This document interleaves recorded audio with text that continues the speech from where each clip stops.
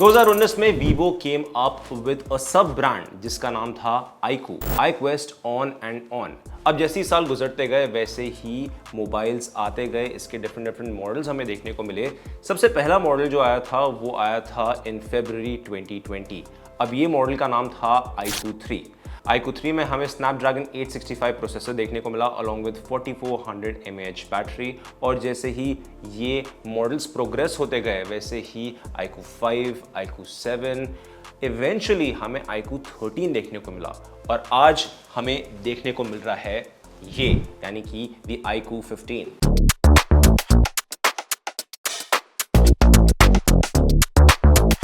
Hey everyone, मैं हूं आप सबका यार HPR और आज हम बात करने वाले हैं अबाउट दी iQOO 15 और करेंगे इसका फुल रिव्यू। अच्छा, डिज़ाइन की अगर मैं बात करूं तो 8.17 मिलीमीटर्स की इसमें थिकनेस है और वेट जो है वो 220 ग्राम का है। एंड जब मैं इसको अपने हाथ में पकड़ता हूं तो काफ़ी कंफर्टेबल लगता है। ऑल दो इसमें ग्लास बैक है लेकिन ये आपके ग्रिप में तभी भी रहता है। आई वॉज एनालाइजिंग और मुझे ऐसे लग रहा था कि शायद ये मेरे हाथ से स्लिप होगा। I am not used to big phones in my hand but this phone is pretty good. इसकी ग्रिप की अगर बात करें तो काफ़ी बढ़िया है। अच्छा, अब मैं इस फोन की अगर कलर की बात करूं तो इसके दो कलर्स हैं जो कि है लेजेंड एंड अल्फा ब्लैक। अब क्या आपको ये कलर लेजेंडरी लगता है? हमें कमेंट सेक्शन में जरूर बताएं। अब व्हाइट कलर जो है डज गिव मी अ रेसी वाइब। और अमेजिंगली मैं आपको बता दूं, iQOO जो है it is one of the top sponsors for BMW motorsport. एक बहुत ही इंटरेस्टिंग चीज जो मुझे देखने को मिली इस फोन में वो थी इसकी डायनामिक लाइट। सबसे पहले जब मैंने इस डायनामिक लाइट को देखा तो मुझे एयर प्यूरिफायर स्ट्राइक हुआ, but it is a good effort अगर देखा जाए तो। लेकिन क्योंकि ये बार बार जब आपको देखने को मिलता है तो थोड़ा एनोइंग सा हो जाता है।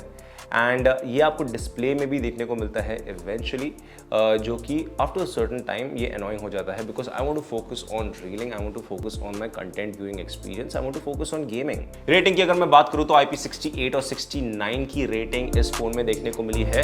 अब क्योंकि मैं आउटडोर्सी पर्सन हूँ तो जाहिर सी बात है कि इस फ़ोन में धूल मिट्टी तो गिरेगी ही गिरेगी। जिसको इसने मात दे दिया है, ये फ़ोन जो है वो कैसे भी टाइप की धूल मिट्टी गंदगी को सह पाता है। अब अगर मैं डिस्प्ले के बारे में बात करूं तो इसमें 6.85 इंच OLED डिस्प्ले देखने को मिलता है along with 144 hertz refresh rate. और अमेजिंग बात तो ये है कि इसमें iQOO का सैमसंग के साथ टाई अप है जिसमें डिस्प्ले जो है it is actually a Samsung LED OLED display.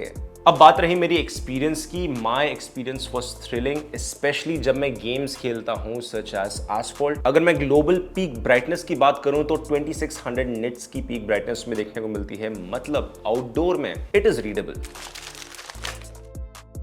अगर मैं परफॉर्मेंस की बात करूं तो इसमें Snapdragon 8 Elite Gen 5 प्रोसेसर देखने को मिलता है। एंड मेरा पर्सनल एक्सपीरियंस ये रहा है इस फोन के साथ कि इट इज अमेजिंग कितना फास्ट हो सकता है ये phone. I mean from switching through the apps to opening whatever content and to viewing to gaming, बहुत ही बढ़िया एक्सपीरियंस रहा है। गेमिंग में स्पेशली अगर मैं बताऊं एसफॉल्ट के बारे में तो मुझे काफ़ी मज़ा आया क्योंकि इसमें डिफरेंट इंस्टेंसेस जो होते हैं जैसे कि टर्बो बूस्ट हो गया या इसके साथ क्रैशेस हो गए या स्पार्क्स आ गए, मतलब ये सारा एमैल्गेमेशन जो होता है it actually hits the eye because इसका डिटेलिंग इतना बढ़िया है, ग्राफिक्स इतना बढ़िया है कि आपको you just get hooked on to the screen. PUBG के एक्सपीरियंस की अगर बात करूं तो there is no lag, there is smooth functioning and everything is on the go. अब डिस्पाइट हैवी यूसेज मैंने नोटिस किया कि इस फोन में हीट बिल्डअप जो है वो काफ़ी कम मुझे देखने को मिला है because of the vapour chamber cooling system. अब इस बिग एडवांस स्क्रीन में everything just works smooth like butter और ये होता है because of the origin OS 6 जो इस फोन में देखने को मिला है। इस OS की वजह से पूरी फंक्शनैलिटी जो है वो एकदम सीमलेस हो जाती है, एकदम स्मूथ हो जाता है और कहीं भी लैग की शिकायत नहीं आती है। तो I don't know, it is just amazingly perfect you know जब मैं फोन इस्तेमाल करता हूँ परफॉर्मेंस के बेसिस पे। इसके साथ साथ मैं आपको दिखा दूं बेंचमार्क्स जो हमारे इस फोन के निकले हैं ऑन द स्क्रीन। अगर मैं इस फ़ोन के कैमरा के बारे में बात करूं तो इसमें 50 मेगापिक्सल ट्रिपल कैमरा सेटअप आपको देखने को मिलता है। इसमें 50 मेगापिक्सल रियर कैमरा आपको देखने को मिला है विद 3x पेरिस्कोप। इसके साथ साथ 32 मेगापिक्सल आपको फ्रंट कैमरा यानी कि सेल्फी कैमरा देखने को मिलता है विच इज़ प्रीटी अमेजिंग। अब my experience with overall photography is that it is pretty decent. What actually impressed me was जब मैं जूम करता हूँ अप टू 100x तो ये ईजिली उस पर्टिकुलर आइटम को कैप्चर कर लेता है, उस फ्रेम को कैप्चर कर लेता है। बट जो AI जनरेटेड इमेज होता है it is not that clear up to the mark. तो मैं बस यही सजेस्ट करूंगा कि ये अपने AI जनरेटेड इमेजेस में काम करें। ओवरऑल मैं आपको बता दूं the portrait and the selfie images they look good. Images vibrant हैं, शार्प हैं और नॉर्मल चीज़ें भी आपको ब्यूटीफुल लगती हैं। अब बैटरी के बारे में आपको बता देता हूं, इसमें 7000 mAh की बैटरी है। But is it really 7000 mAh? क्योंकि मेरा एक्सपीरियंस ऐसा रहा है कि 100 to 80% जब मैं इस फोन को यूज करता हूं तब आपको ऐसा फीलिंग आती है कि क्या ये phone will this ever run out of battery.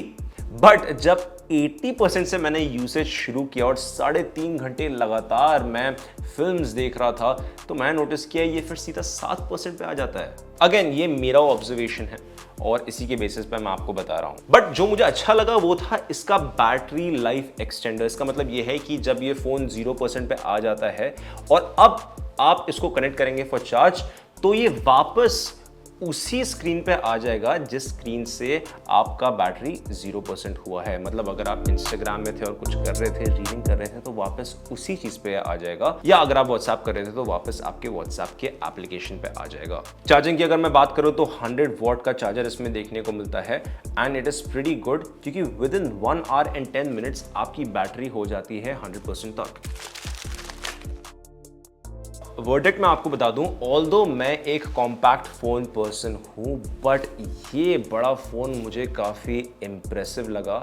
Specially इसका performance hands down this is the most powerful processor जो मेरे हाथ में आया है अभी तक। जिसने मुझे सबसे पहले इंप्रेस किया वो था इसका scrolling, switching between the apps and of course eventually gaming and content viewing experience. मतलब everything was just super fast. अब बैटरी की अगर मैं बात करूं तो ऑल्दो आई फील कि इसका इतना पावरफुल प्रोसेसर है, इसके अंदर ये मॉन्स्टर है जो लिखा हुआ है इसमें मॉन्स्टर इनसाइड, इसको सहने के लिए एक बैटरी एक्सटेंशन की ज़रूरत है। अगर इसमें और भी पावरफुल बैटरी आ सकती है तो फिर ये इसकी परफॉर्मेंस को विथस्टैंड कर पाएगी। विच इज़ वाई मुझे ऐसा लगता है कि इस ब्रांड को इवेंचुअली एक लार्जर बैटरी लाइफ की ज़रूरत होगी इसके हाई परफॉर्मेंस फंक्शनैलिटी को सपोर्ट करने के लिए। कैमरा के बारे में मैं आपको बता दूं तो इस फोन में आपको कई ग्रेट फीचर्स देखने को मिले हैं and it's good when you have your hands on this phone overall. अच्छा, एक और ऑब्जर्वेशन मैं आपको बता दूं, एक है OnePlus 15, एक है Oppo Find X9 और तीसरा है iQOO 15। तीनों आपको सिमिलर लगेंगे साइज वाइज, तीनों आपको सिमिलर लगेंगे कलर वाइज और तीनों आपको काफ़ी हद तक सेम लगेंगे फंक्शनैलिटी वाइज। अब ऐसा क्यों है? क्योंकि ये तीनों एक्चुअली में भाई हैं because they all come under the BBK electronics group.